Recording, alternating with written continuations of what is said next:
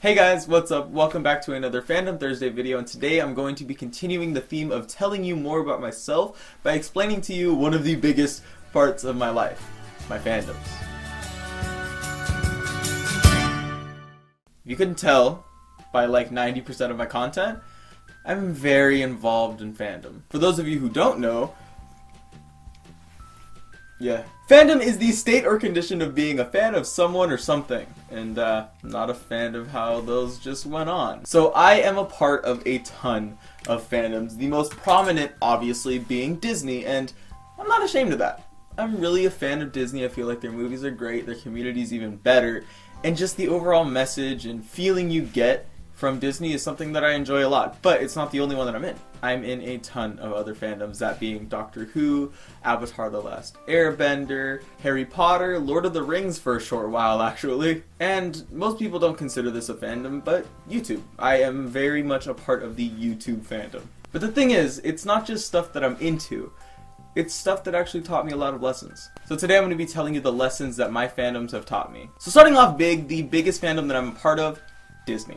What Disney taught me is something very simple, but something that really shaped who I am. It taught me to accept who I am. It taught me to embrace my imagination and to chase after creativity and not let anything get in the way. It taught me that despite how young I was, despite how different I may have been, that my voice, my opinion, my dreams, they mattered. And it taught me that nothing's impossible. But I'm really grateful for Disney. Every moment of inspiration and every cheesy little line. Alright, moving on. Avatar The Last Airbender. You guys, this is Disney.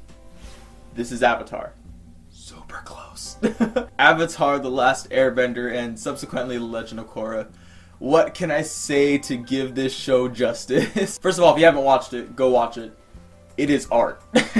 Something Avatar taught me is that being powerful and being confident doesn't mean that you have to be a dick. The main character is basically the most powerful fighter and person on earth, but he's a pacifist. He's also very polite at that. As a kid, I really wanted to be like him, so I was very polite to people, and actually those practices are what I use today when I deal with people. And as I grew, I realized that with my confidence, with the power that I have over my life, I still wanted to be polite. I still wanted to be an easy person to be around. I still wanted to be like Aang. But another thing, and something very, very close to my heart that Avatar taught me, is that the only differences between us are the differences that we make up. That there's no real difference between you and I. There's no real difference between water, earth, fire, and air. They're all elements. They're all part of one whole.